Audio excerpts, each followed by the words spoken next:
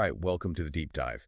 Today we're going to be looking at something that's like really fundamental to epistemology, right? It's the transmission of justification and warrant. Okay. So basically what we're interested in is how a good reason, a good solid reason to believe something, let's call it P, can actually also give you a good reason to believe something else, let's call that Q, if Q logically follows from P. Right, right. So I guess a really quick example to kind of illustrate this would be like, imagine, Ted checks his weather app, right? Yeah. And he sees that it's minus 30 degrees Celsius. Ooh, that's cold. Yeah. So he looks at that and he's like, whoa, this is the coldest I've ever experienced. Yeah, I think that would be a fair conclusion to draw. Right. So it seems like the justification he gets from that weather app reading, that minus 30 degrees Celsius, it kind of transfers over to his belief about, his own personal, record cold temperature. Yeah, absolutely. I mean, this is kind of like the bedrock of a lot of our reasoning, right? We take a belief that we have justification for, and then, we draw inferences. We kind of go through these chains of reasoning, and that's how we get to new beliefs. And hopefully, if the reasoning is good and we started from a good place, those new beliefs are also justified. Yeah. Yeah. And it just feels so natural, right? Totally, totally. It's like, one thought leads to the next. Right. But as anyone who's, spent any time thinking about philosophy knows, sometimes what seems very straightforward on the surface can actually hide some really, intriguing complexities, right? Oh, yeah, for sure. That's kind of, I guess, what keeps us philosophers in business. Exactly. So while this idea of justification transferring, from one belief to another based on this logical connection, it seems really natural, philosophers have found that there are actually situations where it kind of breaks down. Right. And it leads to these really fascinating puzzles and debates. Yeah. And that's what's so interesting about this, right? It's not just that the reasoning goes wrong, it's that the justification itself seems to kind of disappear or get, misdirected somewhere along the way. Yeah. So that's what we're going to be exploring in this deep dive. We're going to be digging into, when and why our reasons for believing things don't always neatly extend to the things that logically follow from them. And to really get into the nuts and bolts of this, we're going to be talking about some thought experiments. Oh, always love a good thought experiment. Right.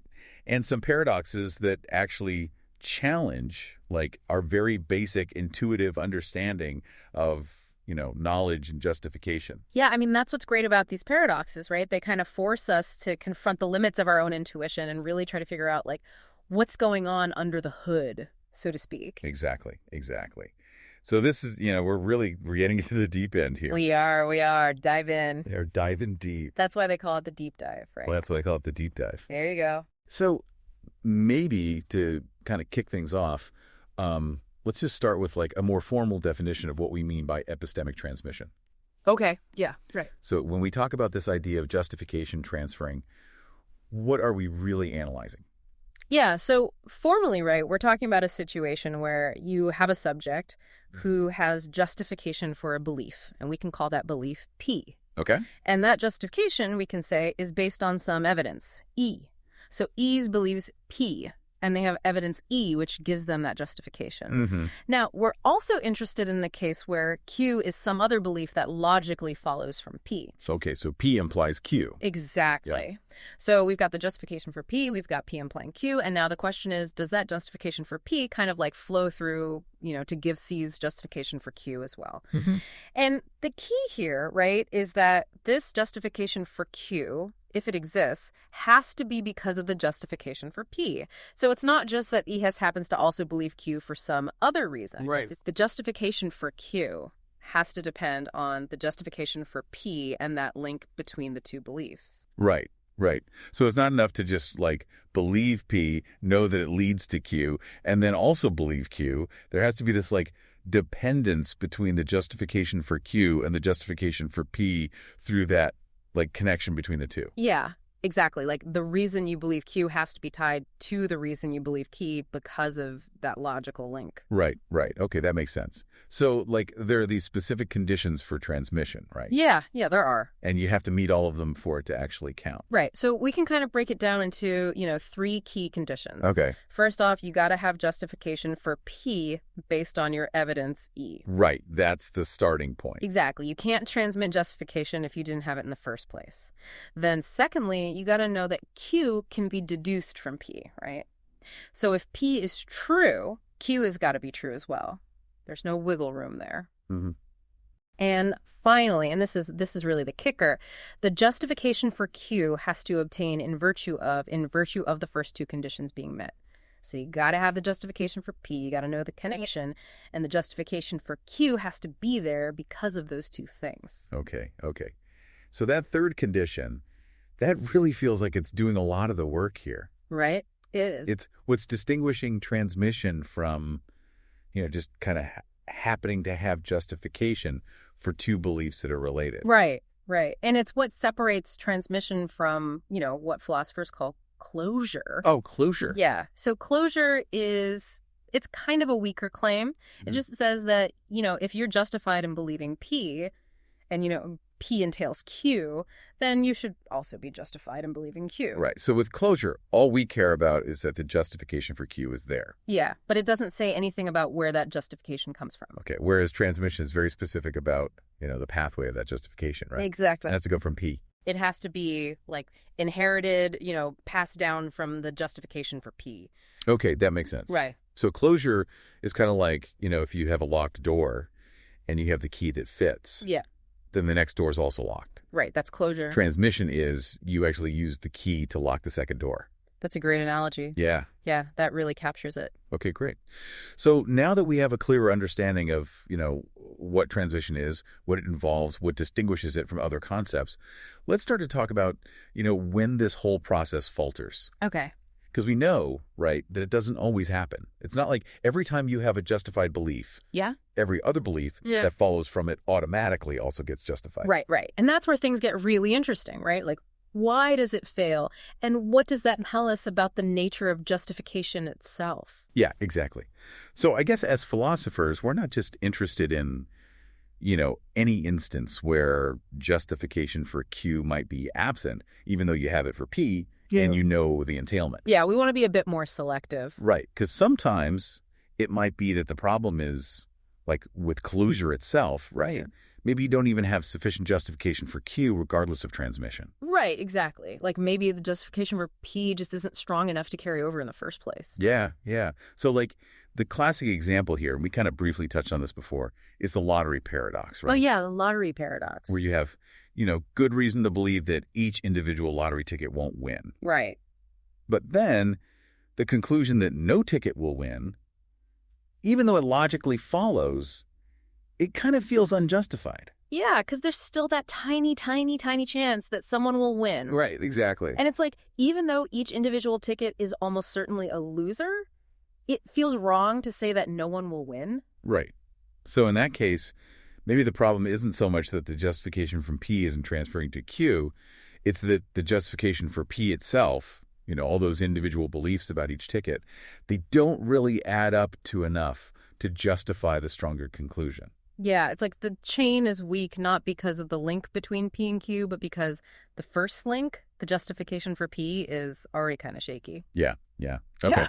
So we kind of want to set those cases aside for now, right? Yeah. Because they're not really getting at the heart of what we're interested in with transmission failures. Right. We're interested in those cases where closure seems fine. Mm-hmm. Like, we have good reason to believe P, and we know P entails Q, but somehow the justification just doesn't make the jump. Yeah. So what makes a transmission failure, like a genuine transmission failure? What makes it, philosophically juicy and interesting? Okay, so for a transmission failure to be really, meaty, philosophically speaking, we got to assume a couple of things. First, we got to assume that the subject, our good friend Des, actually has good justification for P. Okay, so no shaky first link in the chain? Exactly. We're giving them the benefit of the doubt there. And second, we got to assume that they understand the entailment from P to Q. So we know that if P is true, Q has to be true as well. Right. So we're assuming that they've got all the pieces in place, the justification, the understanding. But somehow, even then, the justification for P doesn't successfully generate justification for Q because of that link between them. So it's not about a lack of justification or a misunderstanding of the logic. It's something about the way that justification is supposed to flow through that inference. That's where the problem lies. That's it. It's like the pipeline is clogged or something. Okay. So within this category of, genuine transmission failures, are there different types, different flavors of failures? Oh, yeah, yeah, for sure. There are. So, we can kind of break them down into two broad categories. We've got the trivial failures. Trivial. Yeah. And those are cases where, maybe one of the conditions for transmission just isn't met in a specific instance. Like maybe the subject doesn't actually have justification for P, or maybe they don't really grasp the entailment. Okay, so it's a failure, but it's kind of like a fixable failure. Exactly. It's like, oh, you just need to, shore up your justification for P a little bit, or make sure you really understand how P leads to Q, and then transmission might work just fine. Right, right. So those are kind of like less interesting, philosophically speaking. They are. They're important to note, of course, but they don't really challenge our understanding of transmission in a fundamental way. Okay. So what's the other category, then? The other category is what we call non-transmissivity. Non-transmissivity. Yeah. And these are the cases that are really exciting for philosophers. These are the arguments where no matter how good the justification for P is, and no matter how clearly the subject understands the entailment, the structure of the argument itself prevents justification from flowing for some specific reason. Okay, so it's not about the specific instance, it's about the argument type itself. Exactly. It's like the argument is built in a way that just blocks transmission from happening. Okay. So what are some, classic examples of these non-transmissive arguments? Like, what are the ways that an argument can be structured to kind of block that flow of justification? All right, so one really straightforward example is what we call premise circularity. Premise circularity. Yeah, so this is basically when the conclusion of an argument is already, presupposed in the premise itself. Okay, so it's kind of like the conclusion is already baked into the starting point. Right, exactly. Like you're trying to prove something that you're already assuming to be true in order to make your argument. Right. Yeah. That doesn't seem like a very good way to go about proving something. It's not. It's kind of a self-supporting loop. Mm-hmm. So, how would that block transmission? Well, think about it. If the conclusion is already contained in the premise, then the reason you have for believing the premise is completely independent of the fact that it entails the conclusion. Right. Because you already believe the conclusion anyway. Exactly. Yeah. So the inferential step, the part where you say, okay, because of this premise, this conclusion must be true, it doesn't actually add anything new epistemically. Mm-hmm. It's like saying, well, I believe it's raining because it's raining. Exactly. It's an epistemic cul-de-sac. You're not really going anywhere. Okay. So that's premise circularity. What's another type of non-transmissive argument? All right, so a more subtle one, and one that's been really influential in contemporary epistemology, is what's called the information dependence template. Information dependence template.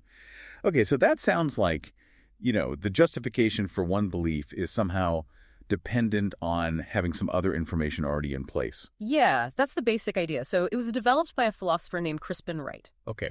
And he argues that sometimes whether or not some evidence E actually justifies a belief depends on you already having some background information. And we can call that information E. Oh. So it's like he only supports P if I is also true. Right. And the problem arises when parts of this background information, this A, are themselves consequences of P, potentially along with other beliefs that you already hold. Okay, so it's like the justification for P is conditional on already having a reason to believe something that P is supposed to then support. Yeah, exactly. It's a bit of a tricky concept, but it's really important. Yeah. I can see how that would be problematic, right? It's kind of like circular in a way, but in a more subtle way than premise circularity. Yeah. Right, exactly. It's not that the premise explicitly contains the conclusion, but the justification for the premise relies on something that itself depends on the conclusion being true. Right, okay. So can you give a concrete example of how this might play out? Yeah, so a classic example here is, the twins scenario. Twins. Okay, so we've got identical twins, right? Exactly. So imagine you see someone who looks exactly like your friend Jessica. We can call that your evidence. Yeah. And based on that, you might be inclined to believe that this person is Jessica. That's your belief, Pete. Mm-hmm. But here's the catch. You also know that Jessica has an identical twin sister named Jocelyn. Okay. That's part of your background information, Right, so now it's not so clear-cut whether the person I'm seeing is Jessica or Jocelyn. Exactly. And this is where the information dependence template comes in. In this context, the visual evidence alone, just seeing someone who looks like Jessica, only justifies believing that she's Jessica if you already have some independent reason to believe that she's not Jocelyn. Oh, okay, I see. So it's like my visual identification is kind of like hinging on already having ruled out the twin. Exactly. So in this scenario, you don't gain justification for believing that she's not Jocelyn Q because of your belief that she is Jessica P based on the visual evidence alone. Right.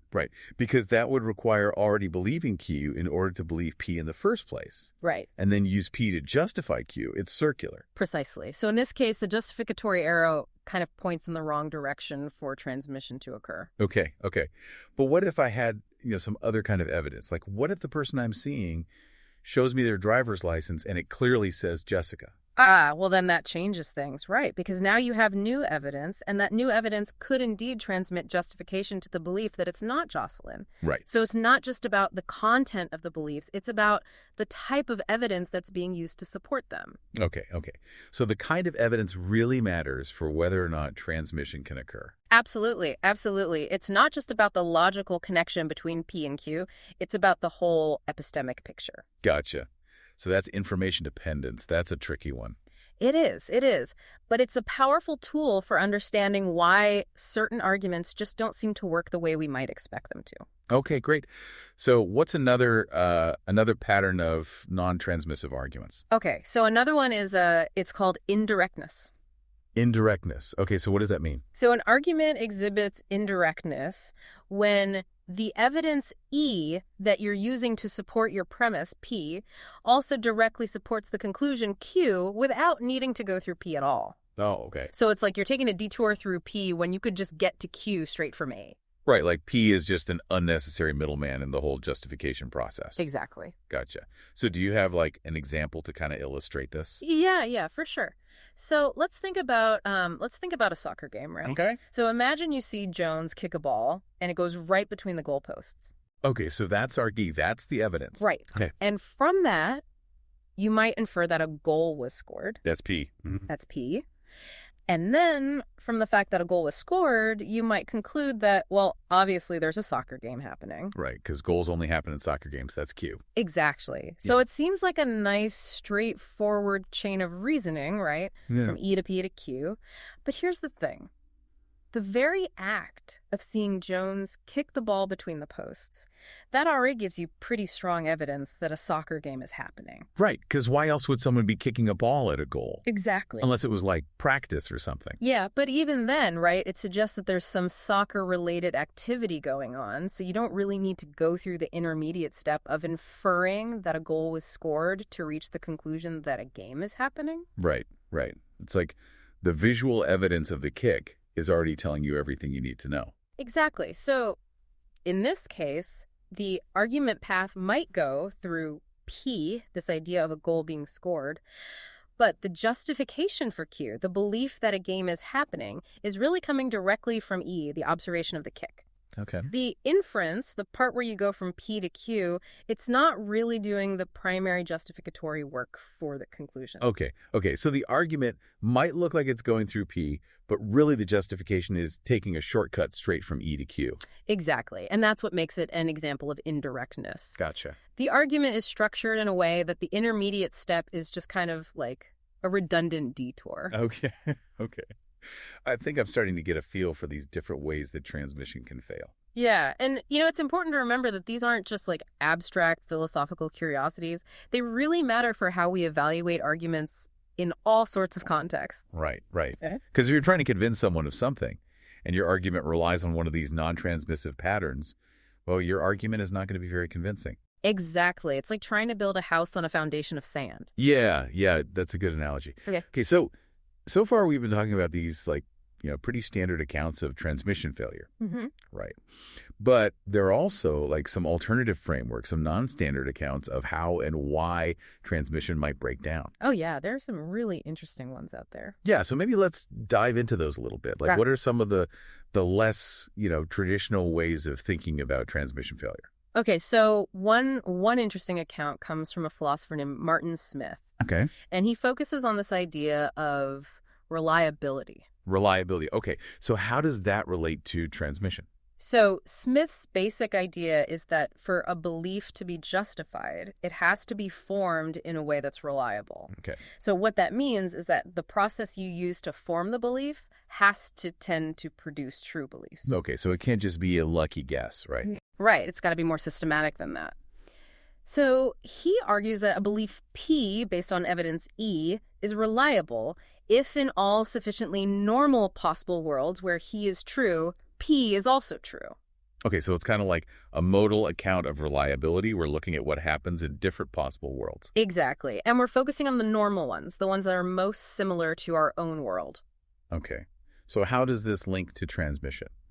Well, Smith distinguishes between two types of reliable bases for belief, contributing and non-contributing. Contributing and non-contributing. Yeah. So evidence is a contributing reliable basis for P if the reliability comes from the connection between E and P itself. Okay. So it's like he is directly responsible for making P true in those normal worlds. Right. Whereas he is a non-contributing reliable basis for P if the reliability is guaranteed by the content of P itself rather than its relationship to E. Okay, so it's like P is just reliably true regardless of the specific evidence you're using to support it. Exactly. And Smith argues that transmission from P to Q based on E fails if he is a contributing reliable basis for P, but only a non-contributing one for Q. Okay, so let me see if I understand this. It's like if the evidence is really good at supporting P because of the way they're connected, but it's not good at supporting Q in the same way, then transmission fails. That's it. Even though Q might still be reliably true for some other reason. Exactly. Okay.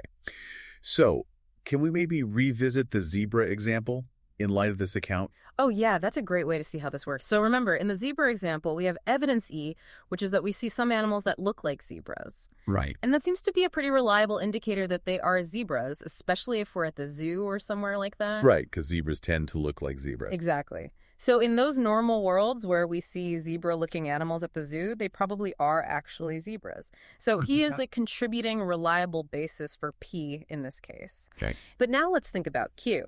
The belief that these animals are not mules that have been cleverly disguised as zebras. Okay. Now, this is where things get interesting. Right, because it seems like we do reliably believe that they're not disguised mules. Yeah, we do. But Smith would argue that the fact that they look like zebras is only a non-contributing, reliable basis for Q. Okay, so why is that? Well, think about it.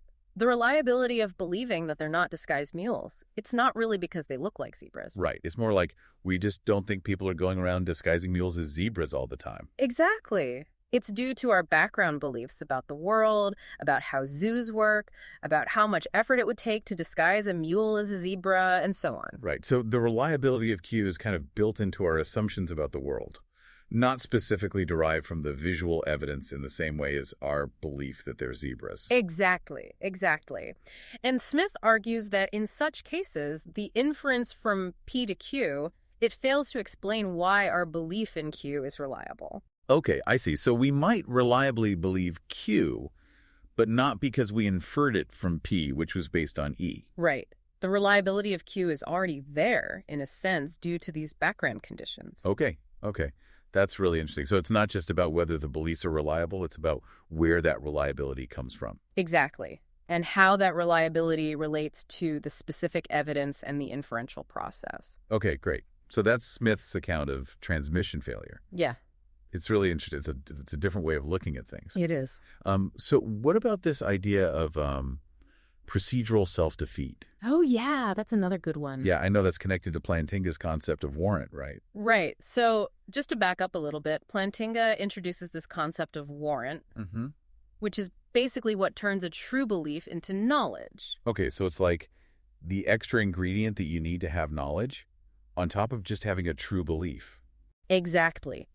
So for Plantinga, you can have a true belief, but if you don't have warrant for that belief, it doesn't count as knowledge. Okay.